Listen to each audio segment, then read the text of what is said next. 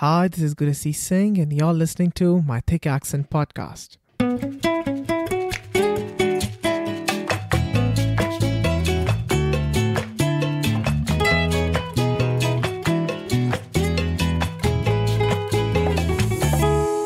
So, before moving to Canada, I don't remember ever applying to a job in India. It was always you knew somebody who was hiring, and sending a resume was just a formality. Didn't matter if it was 4 pages or 14. Well, that's not the case here in Canada. There is a certain format you have to follow, canadify your resume, build a new network, and a gut for rejections. And I learned it the hard way. And my guest today is here to share her side of the story. She moved to Canada from Sri Lanka along with her family in 2017 with a permanent residency, who had a 4 page long resume and a 5 minute long elevator pitch, which didn't help her get her foot in the door. But now she works as a senior manager client success and operations for Newcomer and culture client segment at RBC. She's also a recipient of two prestigious awards at RBC, the Convention Award 2020 and Leo Award 2020 for top level performance. She's a connector and mentor at Access Employment as well, also a mentor at Toronto Region Immigrant Employment Council. Let's learn more from her how she moved from a 4 page resume to two, and how is she helping the ones from whom the Canada is new. Please welcome Wanzi Silva. Thank you, G. Thanks for having me here today. I'm actually glad to have you on the podcast, Wanzi. So let's just get into it. Very excited for this conversation. So let me start by telling you and asking you as well. So every year, Wanzi, I come up with a word for the year just to keep as a reminder for myself, how my new year is going to be. And so this year I have chosen the word celebrate, because we do have this toxic tendency to move on to the next thing. So I want to ask you, what would you choose your word of the year for the upcoming months? I would love to use the phrase giving back. And I'll quickly relate to a simple example. I think I've always been very passionate about giving back to the community. Recently, there was a new immigrant who reached out to me. And, she said, Wanzi, I just got laid off from my job after working for 1.5 years. And I know she's a recent homeowner as well. So I really understand the pressure of being a newcomer, owning that home and suddenly losing that job. The simple question she had for me was, can you help me find a job? Because she was from the banking industry, I knew I can help her out in some way. So I quickly kind of advised her on a few resume tips, gave her a few interview tips, and actually made a referral. Now, of course, I knew her for a while. So of course, I was willing to pass that referral. So my story here is, long story short, she got hired at RBC. And I felt really personally happy about the fact that I took some time off my schedule. I made that effort to really help this person. So it's my I would say not only for the month, I would say that's my motto for this entire year or the last couple of years of giving back to the community. Awesome. I think it does happen. We as immigrants can understand the pain and struggle of immigrants. So definitely giving back is something we all can relate to. Awesome. Okay, so before we get into your Canadian journey, Wanzi, let me take you back to the time you spent in Sri Lanka. Tell us about the time you spent there, the life you spent there, a little bit about your formative years, and also how you got into the financial industry. For sure, G. So I moved to Canada in 2017. I grew up in Colombo, Sri Lanka. I would say in terms of my childhood, I was very active. I was a sportsman. I was a netball player as well as a traditional dancer. So you will see me less in class, but more in terms of doing extracurricular activities. Having said that, I still enjoyed leadership. I enjoyed working together in teams, even as a youngster who was still in college, or even during the time that I was studying for my master's. I recall, I always took the chance to kind of take part in extracurricular activities, certain forums where I can take, organizing kind of a role. I think it's really important, right? I think we should, like, whatever that we bring to the industry now, or the role that we currently do, there is something like our childhood has always contributed to it. 100%. Like Yeah. the learnings that we learn from our parents. Obviously, it's like, I know for a fact that my mom doesn't have a master's degree. She doesn't even have a degree, for example. She was a housewife. But the way she managed her home in simple ways, the way she managed home, the way she managed myself and my brother in terms of our schooling, and my dad's work, like whatever, supporting him in terms of his work, all that requires planning. It's like managing a project, isn't it? So Absolutely, I think we learn a lot of things non-related from work. Like, let's say, for example, from our childhood, from our home, and we bring those traits as well as experience to our life in future, which is right now. So I would always, recall all those situations. How did my mom manage? How did she double hat in certain situations? So I would take those experiences to my current role. Now, in terms of the financial industry, I actually, soon after school, I joined HSBC, which is, of course, a multinational bank as well. Yep. And I think I couldn't say that I knew I was going into financial industry. It's just that it was my first job and I really enjoyed it. I enjoyed connecting with people. I enjoyed, the financial nuances that I learned during my role at HSBC. And thereafter, every role that I went into, I was like an investment banker, I was a stockbroker. So everything was, and of course, a traditional bank at one point as well. So everything was within the banking and finance industry. So I didn't plan to be a banker, but because I started off in the banking industry, I found myself, growing in that. And then, of course, I did related certifications. I performed well in that job. I strongly believe, G, that you have to give 200% in your current role. When you give 200% in your current role, multiple options will, be, or multiple doors will open for you.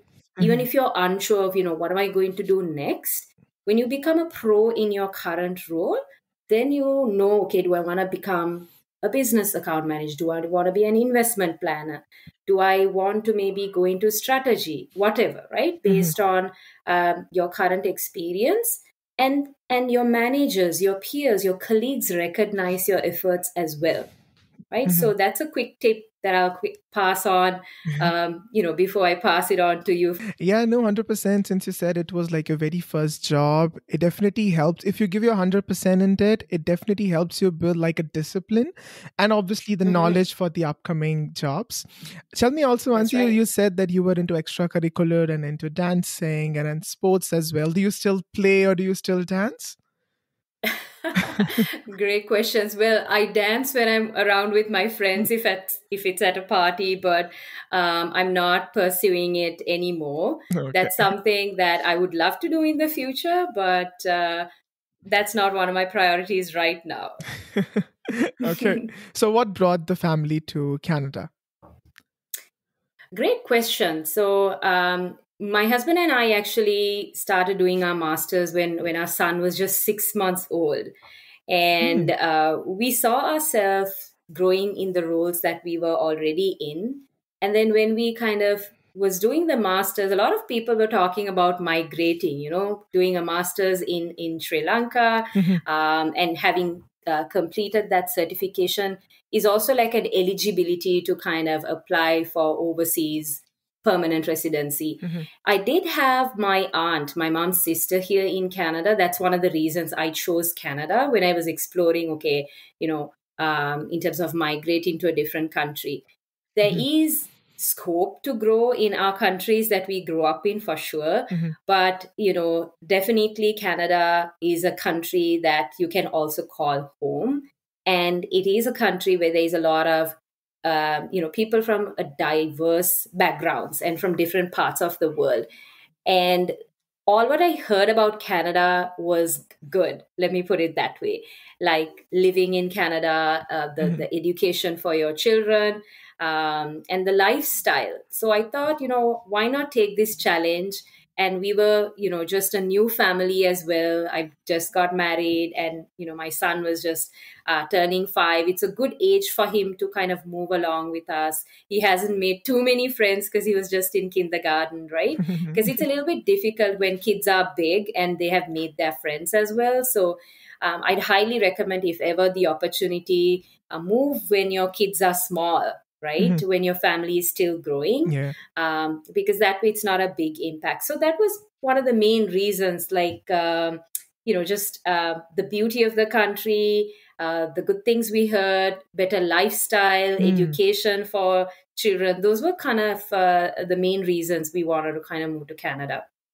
Okay, just from my understanding, just like how in India we have, after your 12th, 10th grade, you get into non-medical, medical, commerce. Is that something similar in Sri Lanka as well? Yes. So we have this examination called ordinary level. So until grade 10, that's one of the big, like one major exam.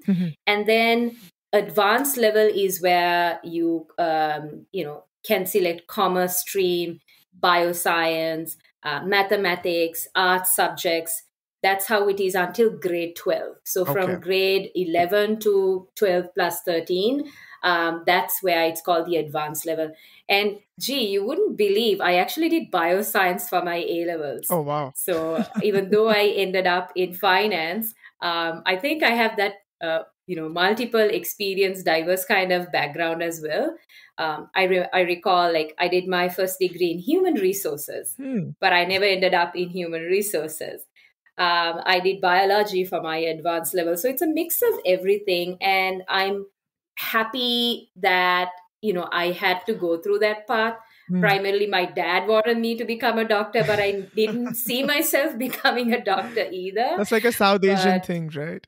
It is, right? So, but I'm thankful for all that experience that I have got. When you are from multiple disciplines, you kind of understand certain things, from tidbits from every kind of industry, and that also kind of enables you to be agile in your thinking as well. Yeah. Funny enough, I was also a science student after my 10th grade. I got into non-medical. I studied physics, chemistry, mathematics, and then I transitioned into journalism and mass communication. So, Wanzi, you landed in August 2017 to Canada. So tell us about your first day. Like, what was going on in your mind? Well, oh my goodness. When I think of that moment, it was a lot. It was like, a huge baggage on your head as well, along with, of course, the heavy bags that you would bring in. But it was that uncertainty as well, right? You're moving into a brand new place. Is this the right choice? You leave a good life behind. I'm sure that's everybody's story. And I keep telling everyone that, don't feel frustrated, like, talk to people. I was blessed, I would say, because I was welcomed by my aunt as well as my childhood friend of 25 years. I was, able to live with my friend in her basement actually for almost 1.5 years as well. So that first day, I do have a memory though, like my aunt had brought some grapes. And my son, of course, kids enjoy eating fruits. So my son had some grapes, and after a little while, he actually started throwing up. So that was really shocking. Imagine you're brand new to the country, you don't have medicine, you don't have any health cards, and then your kid starts throwing up. So to see, it was those sour grapes, right? Those small sour grapes. And of course, due to jet lag and, whatever he ate throughout the day, plus he just landed after a long flight, that's why the reaction. But fortunately, everything was good. But I'll never forget, after that day, we did not bring any sour grapes to my house. I can imagine. It was like kind of a laughing kind of as well as a shocking kind of a memory. Of course, laughing afterwards, saying, okay, this is lesson learned. Like, this kid is not good with sour grapes, but a shocker indeed, because, the anxiety that you go through, landing into a new country, no medical or health kind of backup for you. Yeah. So again, I strongly recommend, even for new immigrants coming in. I think there are, of course, at the time I wasn't aware of it, but now there are things that you can opt for as soon as you land. There are certain temporary medical covers until you get your health card as well. So really, if you're coming with kids, definitely opt for those options. Wow, I'm sure you would never forget that day. That anxiety, along with that anxiety, you see your son throwing up, you'd be like, what did I got myself into? Is this the right decision 100%. or not? 100%. It's as parents, it's the biggest worry, right? Like your kids falling sick, and then you're also stressed out, you're jet lagged, and you're going into this basement which you've never lived in. It's an underground house. It's a new concept. I'm sure in India too, you don't have that basement concept. In Sri Lanka, it's absolutely nil. We don't have that concept at all. So you're kind of going into like a dungeon, like an underground house. And then, of course, you're going through a lot in mind. And then your kid is also kind of, not feeling well. That was not like the first, like great first day, of course. Yes, basement are the ones which were pretty new to me as well. Fortunately, I never get to live there. I made sure I should not choose a house with basement, because I have heard stories there like hardly any windows and no sunlight. So I didn't want to get into that phase. So I completely avoided getting into basements. I hear you. So Wanzi, I remember we were talking about this thing earlier, that the newcomers' struggle is real.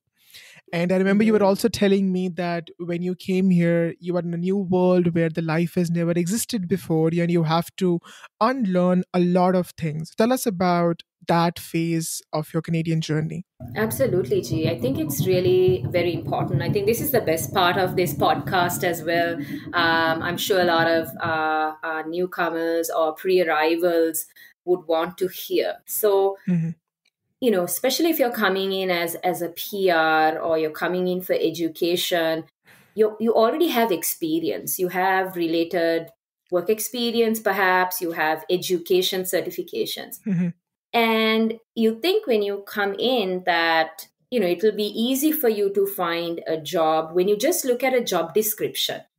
So, for example, I wanted to pursue my career in banking, and I'll tell you how and why I chose banking at once.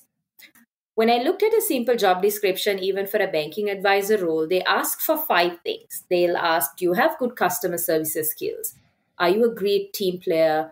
Are you digitally savvy? Can you work with other partners in the organization to win business?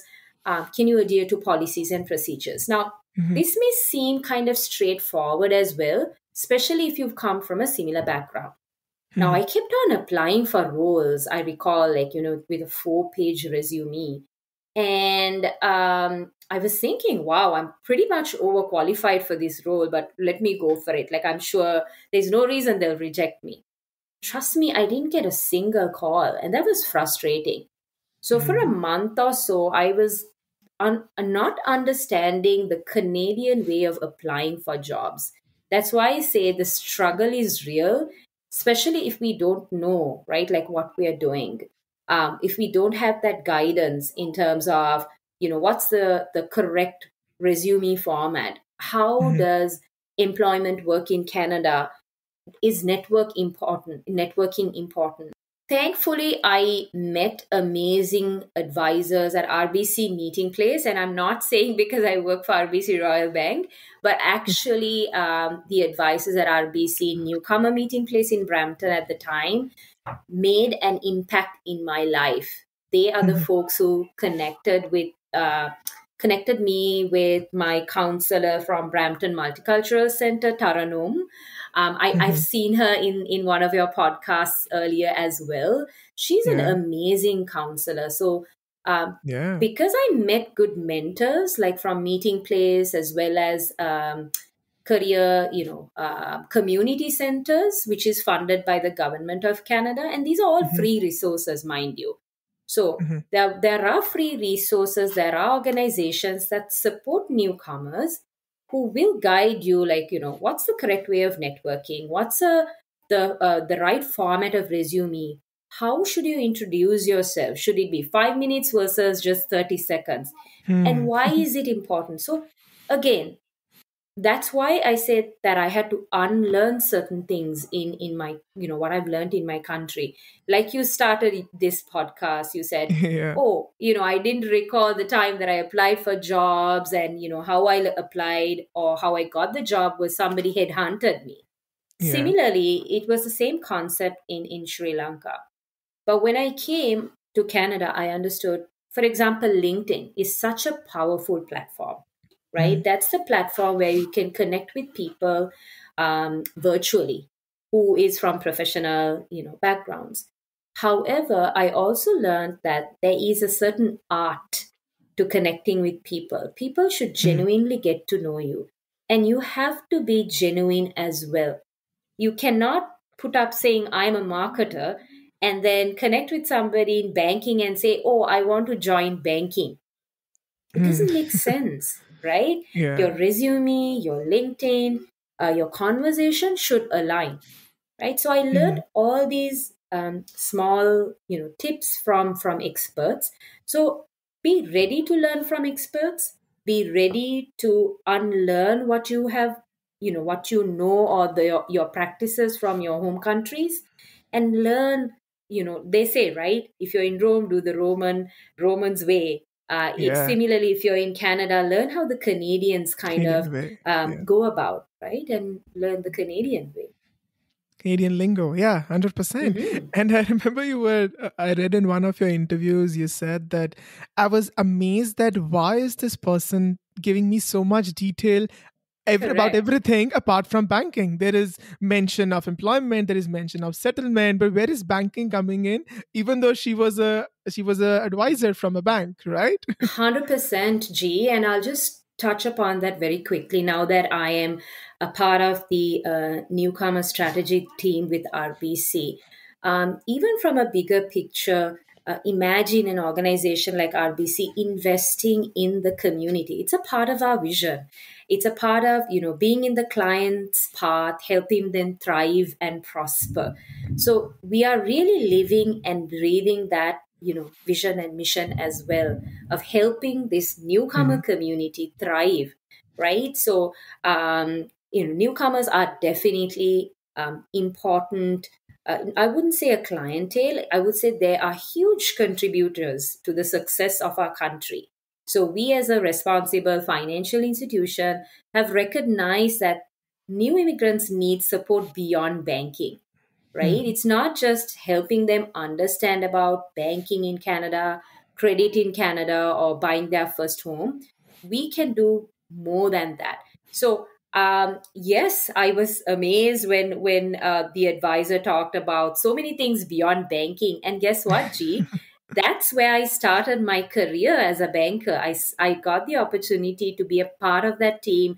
I was a banking advisor, a financial advisor, and then I headed that newcomer meeting place in Brampton before I moved to this role. So, and I truly enjoyed each and every role that I was in because it meant that I impacted thousands of clients, thousands of people from around the world, sharing my journey, not only just sharing the journey, helping them as much as I can, just like I talked about in that example at the beginning. Yeah. I just have two other questions. I want to go back to the point where you talked about certifications. So, Wanzi, does having certifications from your home country, or even just getting them here, helps you in any way getting into the job? Great question, G. Your foreign certifications, if it is WES validated, like from World Education Services, those are great certifications to have for sure. Having said that, if your particular role requires a Canadian certificate, that's something that's highly recommended as well as accepted, and I'll tell you why. So if you want to become a banking advisor, you're also banking advisor / mutual funds representative. Okay. So even though I was a stockbroker, I had that experience from Sri Lanka. Of course, that licensing is not going to matter here because I have to get a related certification Yeah. which is licensed in Canada. So if your future or prospect employer is asking you, hey, I need this certification, perhaps it's because there is some regulatory reason behind it. There is some licensing required, or because it makes sense to have that certification in order to better perform the job. I totally understood those concepts, and and I'll share with you after three weeks after landing in Canada, when I heard that the mutual fund certification was important to become a banker, I did enroll for that exam. And I think I landed, yes, almost beginning of September. And by November, I had my certification as well. So I was ready to go. And it was convincing when I met an employer and I said, I really want to pursue my career in banking, and I understand this certification is important, and I enrolled in it. I just completed. It was icing on the cake as well, G. So Okay. really target where you want to go, and it's okay, and I think it's a wise decision to even make an investment in getting that certification. That's how I would see it. Okay. And the second thing I want to ask you is I remember another thing you said in an interview that I understand the importance of the right resources at an early stage. What did you mean by that? Yes. So just like I said, hadn't I connected with advisors who can give me direction of 4-page resume to 2-page, or interview tips like how timing matters, or that elevator's pitch, right? Or even understanding why is it important to have a credit card in Canada. Okay. Hadn't I, known simple facts as a newcomer, if I started off late, it wouldn't have come into my benefit. So, for example, in a nutshell, 3 months after landing Graces, I landed in a job in Canada, right? Of course, it wasn't RBC at the time. Yeah. And because I strongly learned that networking was important, I'll quickly, in a nutshell, share what happened. I was invited for a networking event at RBC. I met some amazing executives. I connected with people. When I came back home, I did a post on LinkedIn giving a shout out to all those amazing leaders. I also talked about what I learned from RBC executives. And then I sent a quick thank you message. I didn't ask for a job. Remember that. First, they need to get to know you, right? So that's all I did. And a lot of those leaders reached out to me and said, hey, do you have this certification? I'm looking for folks to join my team. And of course, those were very senior roles, and I didn't have those certifications. It's a different story. But imagine the connections I made by just doing Yeah. a small LinkedIn post and giving that shout out to the organizers as well as the connections that I made. And my first job, I actually found it through LinkedIn, my first professional job. Let me put it that way. So one of the recruiters reached out to me on LinkedIn and said, hey, I looked up your profile and I have this similar role at B2B Bank. Would you be interested for a chat?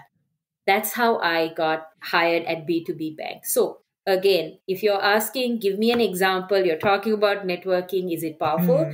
There you go, right there. That's how you can make a small change of how you're portraying yourself in a platform and people getting to know you, right? You don't have to think that, oh, I need to find where the recruiters are. I need to go for an event like that. No, these are simple things that you can do in order to kind of showcase your professionalism. Wow, that is just incredible. The true power of networking. And for all the ones, any of our listeners is doubtful about networking, see, this is this is the real example. It works as long as it is done in the right way. Yeah. Absolutely. So you did talk about, you work with RBC. So tell me about that ask me anything policy that you guys have. I absolutely love that, but I want you to tell us about that. Ask us anything. Sure. So that's a concept that we have at RBC Newcomer meeting places.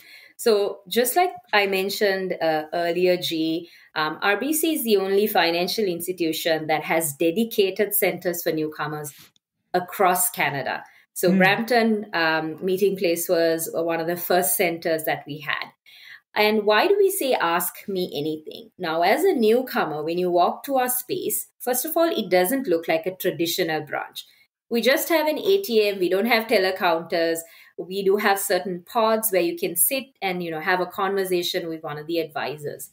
Now, again, as a newcomer, perhaps you don't even know what questions to ask, right? Yeah. And if you walk into one of our spaces, and of course, you can find out about newcomer advisors when you just type in RBC newcomer advisors on a Google, right? So you can connect with one of our advisors across wherever you're going to land in Canada. So if you walk into one of our spaces, you can even see even on the walls, we have put some questions out there, potentially what newcomers would be asking us, like, how do I find which school that I should enroll my child in? Where can I find a place to go get a bus, like a Presto card? Okay. How do I start up my first business in Canada? I want to become an entrepreneur. Or why is credit important in Canada? So, or maybe that employment, I want to find my first job in Canada. Give me some tips, or how do I go about? Most of these are non-banking related. So that's why we say, ask me anything. Now, are we experts in everything? How come we are masters of all cards, right? It's not because we are masters of everything. It's because we collaborate with a lot of reputed community partners. We collaborate with organizations like YMCA, TRIAC, Access Employment, Brampton Multicultural Center, Achieve, many amazing community partners that share the same vision of helping new immigrants. And again, once again, like I said, everything is free as well. All this information is free. It's not about you walk into the space and talking about banking. No, we don't talk about banking. First, we want you to settle well in the country, right? Yeah. That's the main priority. So that's why we say, ask me anything. We are connectors in the community. And even if we don't have the right answer, we'll make sure you are connected with someone who has the right answer. No, I absolutely love that. And this reminds me of this another story I read in your interview, that a customer came to you and asked you that, Wanzi, I don't know why, but my nose is bleeding. And I don't know what is happening to my nose. Tell us about that. Yeah, for sure, G. And again, I was able to kind of relate to that experience. Like I said, I lived in a basement, and during cold season, we put up this heater on a portable heater, and that nose bleeding happened to me as well. And I didn't know this dry nose, bleeding happens due to kind of that heat, right? When you just put that heat on without a humidifier. So because I went through that myself, I was able to kind of share this. I said, hey, listen, it's normal. Even if you're having like dandruff on your head, for example, because you probably didn't have it. We all come, like I and you probably come like from tropical countries, right? We don't go through that. And it's normal because it's extreme weather, right? So I could have just held that information and say, hey, go to a doctor. Of course, I'm not the medical practitioner. I would say, obviously, go to the doctor. But this is just a general thing that's happening. And this has happened to me, right? So I'm glad that newcomers, not only that, like, new immigrants, when they feel welcomed in our newcomer meeting place spaces, they really open up and ask questions that is really painful for them. I know some newcomers ask me, hey, I like your office attire. Where did you pick it up? If you don't mind me asking, I have an interview. I just want to know, where can I find, ladies' professional clothes or something simple like that. And it's okay to ask that, right? Yeah, And 100%. I remember another immigrant was asking me, why do people carry like an extra pair of shoes in their bags? Is that normal, especially during winter time? And then I explained, yes, you wear your winter boots, and then you change into like an official pair of shoes, because obviously you can't wear those and walk in the winter, right? So it's important to be giving back with personal knowledge, with experience from other newcomers. So it's always about newcomers giving back to newcomers in our space. Yeah, this does remind me that this one time, I was working somewhere, and like an international student, I think he might be like 18 or 19, and he came to me and he said, from where I can buy these warmers which can keep me warm. So these are the questions which are important to ask, and one should not shy away from asking these questions, because that's what makes us human. So it's absolutely okay Absolutely. to ask these questions. It's okay. There are a lot of people to help, right? Yes, exactly. Mhm. And another story I remember I read somewhere was that a newcomer who wanted to be a banker but thought it's never a possibility as he didn't have the relevant banking experience. But he ended up getting a job in the banking. Tell us about that if anybody who's listening in would like to transition into banking. Great question, G, once again. Um, a lot of Canadian employers are looking at transferable skills. Remember that. So, Mhm, not only in banking, there are a couple of industries where you can use some of your transferable skills and then apply based on those transferable skills. So, what are your transferable skills, for example? Having great communication skills, presentation mhm, skills, having a passion to work with people, really understanding and helping them with their immediate needs, or maybe helping them with achieving their goals. Maybe you were in a back office role, a back end role where you never connected with clients. But guess what? You work with employees, and mhm, they were your internal clients, right? So do mm, you have that team cohesiveness? That those are the skills that employers are looking for when you're applying for a certain role. So if you want to start off as an advisor in the banking industry, if you have certain transferable skills like this, definitely leverage that. Talk about those skills. Talk about your passion in really mm, helping people. I go back to those words: be genuine, bring your unique values to the table, talk mm, about why and how you can make an impact in this particular role. So, learning about financial products and services, you will learn in the role. And in certain instances, like mutual fund certifications, like I said, if it's a requirement, if you do the course, you'll know about what to expect in the role as well. And mm, we have so many colleagues who were merchandisers, who were air hostesses, who were in the hotel mm. industry, who Yeah, turned bankers, right? How beautiful is that? Right? So, absolutely. if Canada is your dream country to be in, it could be that you're going to start your second career in a different industry as well, if you know how to use your transferable skills. Since I have you on the podcast, Vansi, and you are an expert of the banking industry, how can I skip answering? How can I miss the opportunity of answering you some commonly asked questions, which I'm sure the newcomers or even somebody who is living here from for a decade might have these questions. And let's start from the basics. Tell us about, because something that is not common in India, or I would say in South Asian nations, is saving versus checking account. Educate us about that. For sure, G. And you hit the nail on the head. Even in Sri Lanka, we use just a regular savings account for our day to day transactions. There you I'm go. sure Yeah. it's like that in India as well, right? Mm, But in Canada, that's something I learned. Your main daily transaction account would be a checkings account.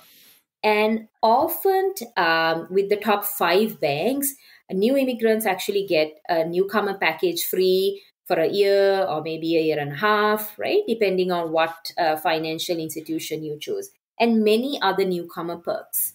So, check-ins account would be your account where you'll receive your payroll, where you will pay your Yeah. bills, maybe withdraw cash from, and it's mostly unlimited transactions allowed Mm-hmm. in those accounts, like unlimited debits and credits. When it comes to a savings account, the word savings is really practiced, Yeah. meaning it's attached, of course, with an interest rate. Um, in Canada right now, the rate could vary from like 1.5 to maybe 2.5% per annum. Mm-hmm. And it's limited transactions. Like maybe you'll be allowed like one or two withdrawals per month on that. But transfers between savings to check in is usually free. Of course, I can Mm-hmm. speak for RBC, it's Yeah. free. And I would highly recommend newcomers to have a check ins and a savings account. Savings purely for your savings goals, to achieve your savings goals, and Mm-hmm. check-ins for your day-to-day transactions. I hope that Mm-hmm. clearly clarifies the difference. Yeah, 100%. And of course, this is like something very basic we are talking about. There's, of course, it's very subjective to each banks, and one can definitely go to the respective websites and learn more about it. And the Mm-hmm. second thing is, of course, the credit card and the credit score.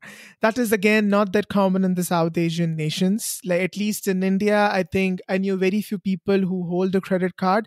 And even if they Mm-hmm. do, it would be for promotional offers or some other cashback benefits or something, nothing that relates them or links it to a credit scores. Compared to that, in Canada, everybody holds a credit card and make sure the credit score is being made. Tell us about that. Yes, G. I think that's very important for newcomers to know that if you're ever eligible to receive that credit card, be it a secured credit card, a non-secured credit card. Secured means if you are not eligible for like a newcomer credit card, you may have to put a deposit of like say $1,000, for example, and then you may be eligible for $1,000 credit Mm. limit.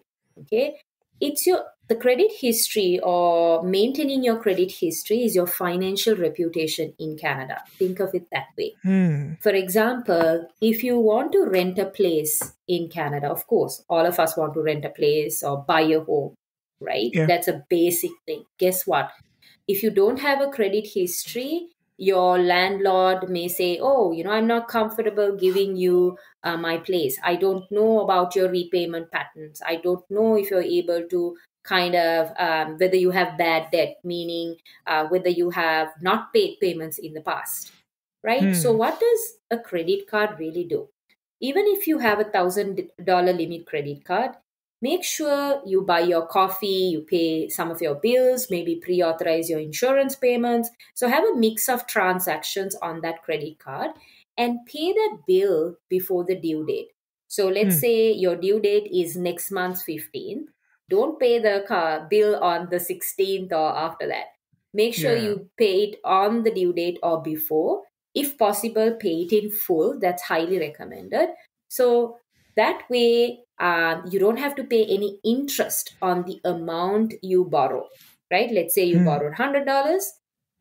Make sure you pay that $100 off so that you don't pay any extra interest, right? So for certain jobs too, people do look at the credit history, right? Mm. Certain employment related, if you're applying for certain roles, we do, like certain employers does a credit check just to see, does this person have any derogatories or bad debt or any payment patterns that needs to be concerned, especially if they're giving financial advice and things like that. So Mm. those are simple things to keep in mind as well. I wasn't aware that the credit score is being checked when you are in the process of getting hired. I wasn't aware of that. Yes, certain jobs for sure they do check that. Not all jobs, G, but certain jobs they definitely check that as well. And the last thing I want to ask you in this section is, how can one protect themselves against fraud and identity theft? And that is something I feel like would be really essential for the newcomers and especially international students who are very naive and in their just, at that young age. So tell us about that. I think that's a wonderful question that you asked. Again, a scary one as well. So, very important to know a few things. Now, whether you come in as a temporary resident, a PR, a student, whatever the form, you will be assigned with a number which is called the social insurance number. Let's start with that, Mm-hmm. the most popularly known SIN. Now, this number is unique to you, right? So do not share social insurance numbers with anybody else other than your employer, Canada Revenue Agency, or the banks. The Mm-hmm. banks would ask it, especially if you're applying for like a registered investment plan, Mm-hmm. right? So I oftentimes, new immigrants get phone calls saying, "Oh, I'm from the police. I'm from CRA. Your data has been compromised. Let me know your social insurance number."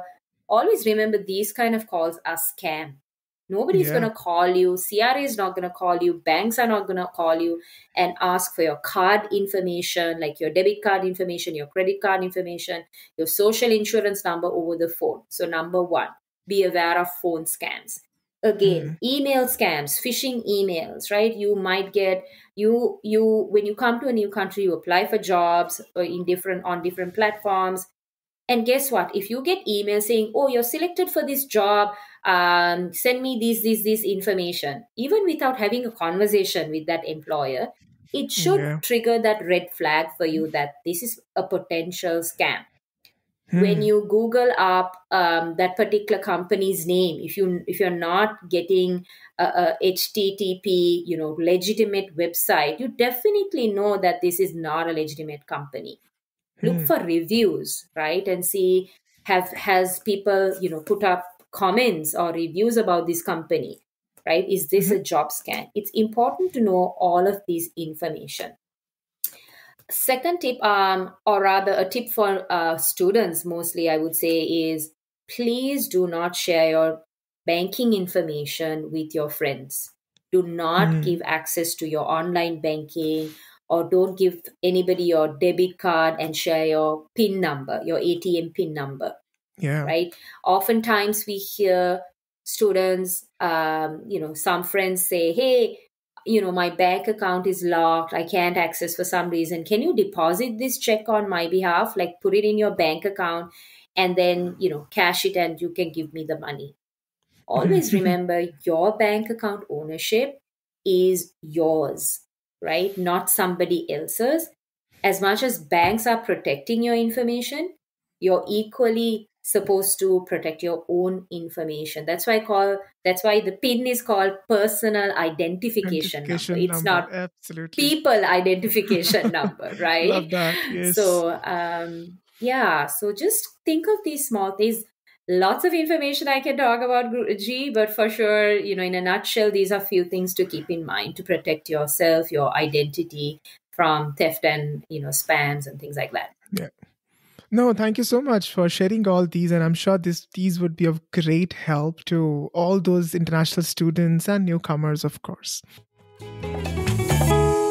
So, Vanzi, let's just pivot towards Arrive, which is Mhm. an RBC funded venture, a pre arrival platform for immigrants that makes it easier for newcomers and international students to make a smooth landing in Canada by providing the information and guidance they need. So, tell us more about that. And also, you are an ambassador for it. Tell us all about it.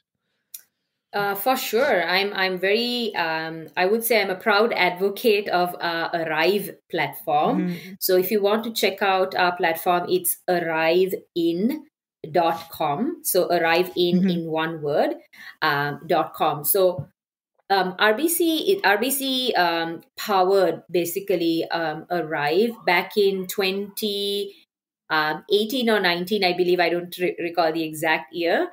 However, it's a dedicated platform for pre-arrival newcomers. If you're exploring to land in Canada, or if you're about to land in Canada and you want to find out information about basic things like finding a job, like what are some of the tips as a student or as a PR holder or a work permit holder, what are some of the tips in terms of finding a job?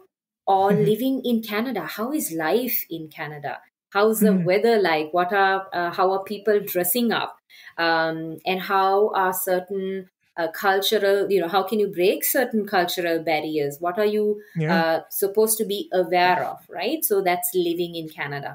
Another pillar would obviously be about banking in Canada.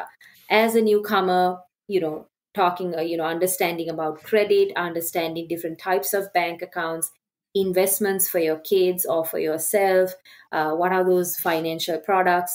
How do I understand about those various products and so on and so forth and services? That's banking in Canada.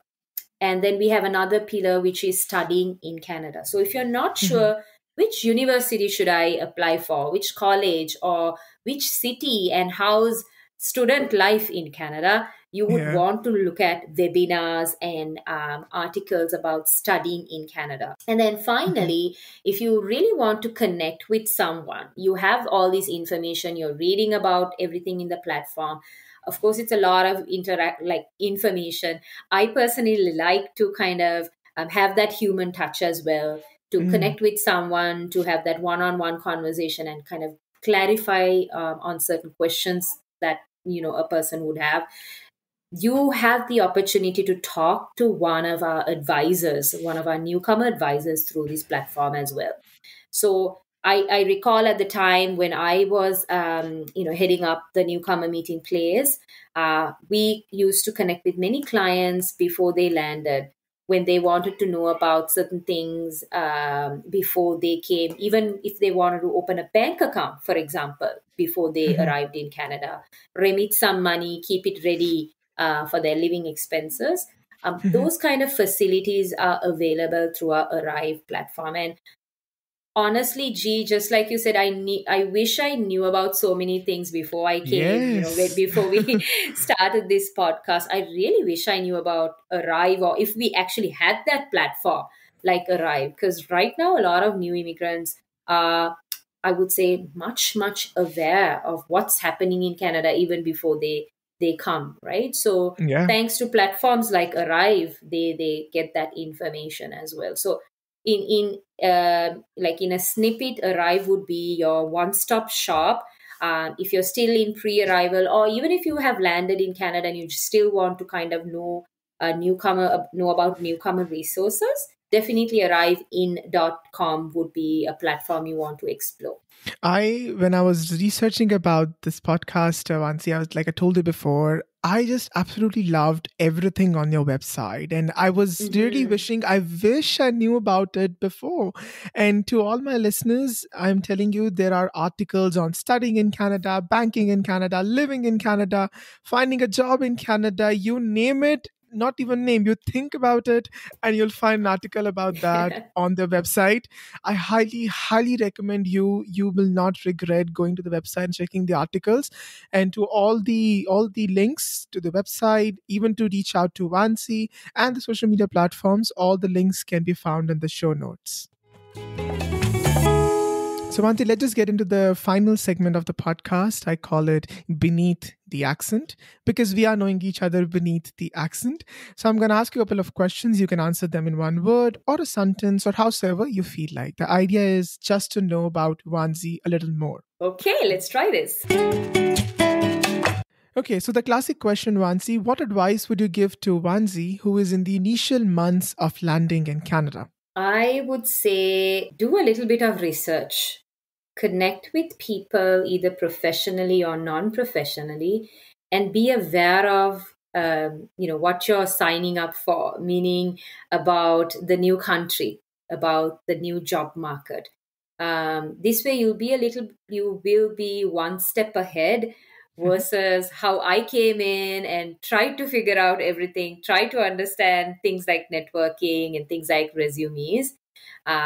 So again, going back to that arrivein.com website, or connect with people like G, or listen to podcasts and be aware of this new country or new home that you're going to come to. So, what's this one habit that you have adopted that has changed your life? One habit. Okay, so even in my current role, of course, I'm not in a client facing role now, G. Having said that, I take time still to give back to the community. And I was reflecting on Mm. my own self. It's been about 6 months since I moved on to this role. And I think every week I at least speak to one or two newcomers, during my break or maybe just after work, just to have that, career conversation or sharing of my journey Mhm. or helping them out in whatever possible way. And something that I learned in this or adopted new personal trait or whatever you call it is it's very fulfilling. Trust me, friend. It's Mm. to just help someone and to feel and share their success is something that's going to reward you, right? So Mhm. I love giving back. When I started the conversation, I said that this is something I'm passionate about, and that's Yeah. why even today I made that time. So yeah, I think that's something that I have adopted and I will continue to do. So, is this something you recently bought and you now regret? Well, I would say, we ladies, we love makeup, all these cosmetics. I did buy like a new foundation recently, which I'm not too happy about. It was an impulsive purchase of like $60. Okay. I go to downtown twice a week, and I went to one of the cosmetic shops. It was just 10 minutes before my train, and I got that foundation impulsively, like I mentioned, and now I regret, why did I even spend that? It doesn't even match my skin tone. So that was one of my recent purchases. So I would say, but yeah, guess what, just a quick tip there is, in Canada, if you're not satisfied with certain products, look at like the receipt, your little bill. There are certain return policies as well, right? So unlike, Yeah, I'm not sure how it is in absolutely. India or Sri Lanka, you can't return certain things like as easily, but in Canada, if you're not happy with a certain product, you can actually go return it. So perhaps I'll consider that option G. Yeah. As far as I know, I don't think so. You can return things back in India as well. I don't think so. Yes. Things might have changed now. I'm not aware, but when I was there, Hmm. no, you cannot return. There Okay. you go. So, what's the most expensive thing you own, Banzi? I would say, well, this is not something that I have purchased. It's my son, that I would like to just state it that way. Is every time, if I'm down or if I feel that I feel overwhelmed with work or stressed out, I just need a Mm. small hug from my little boy, right? He's almost my height now. He's turning Hmm. 11 this year. Time flies indeed. And those are your children, if you have kids. For me personally, having my son, who's close, right? That's something that I own. I would say I treasure, which I can't put Mm. a amount on, but yeah, Mountain, yeah. Okay, absolutely nothing can beat the relationships, of course. that's right. So, what's the most expensive thing you would like to buy? All right. So I'm okay. To be honest, G, I'm not that person. Oh, I want to own a Ferrari, or I want to live in a mansion kind of person. Okay. So I really don't have anything that, okay, I want something expensive that I want to earn. To be honest, Hmm. I am someone who have gone to ground zero, and Mm. especially as a newcomer, you are going to start from ground zero, right? Like you don't have a job, you start from zero most of Yeah. the time, right? So I don't get satisfied with things which is like, okay, super expensive and I feel good about it, versus maybe quality, or I'm genuinely happy even if it's like inexpensive. So I'm like that. Like, for example, I have a phone. I can just use the camera a little bit. I can just do some messaging. I'm not a big fan of getting the latest iPhone or things like that. Mm. So I don't have any particular thing in mind, like, okay, the most expensive thing. Okay. So, what's next on your bucket list? I'm actually planning to do a Europe trip. My parents actually live in the Europe. I'll be seeing Oh, them wow. after 6 years next week, and I'm super excited. It's a long time that I have not met with them in person. So definitely I'd love to do a Europe tour, hopefully next year or the year after. And that's something that's definitely in my bucket list. Oh, wow. Awesome. So now if you could have one superpower, what would it be? Because I'm so close to like people from diverse backgrounds, communities, there's still a lot of things like racism or people not understanding about humans, right? Like, I wish people treated people as just simple people and not by their color or their race or, their backgrounds, right? So I think you and I are people who understand that we can respect anyone. We don't judge people for who they are, what they are, how they dress. I think it's because of, I strongly believe it's because the way we are brought up with certain backgrounds as well. So I feel if I have a superpower, I feel when I've connected with certain people, I wish they knew me better than judging me at once. You know what I mean? So I think a lot of people go through that as well. Hey, don't look at me because I am this color, right? I am human, just like you. I feel pain, I feel love, I feel care, right? So just like a basic thing of understanding people like a little bit better, maybe education, right? Or awareness about that. Yeah, that's maybe like one of those superpowers that I wish I had to kind of, hey, touch you and then you feel this. Awesome. Yeah. So describe Canada in one word or a sentence.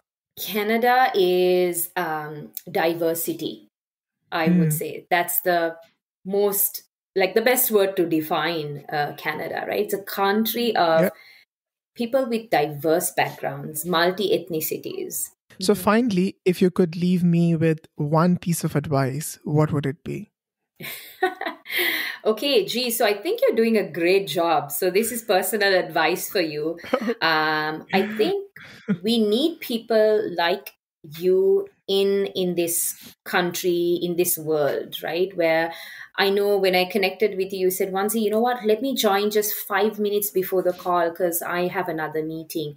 And when I asked you what was that meeting all about, if you don't mind me sharing, and you said, I'm connecting with people in the community. This is the only time that they are free as well.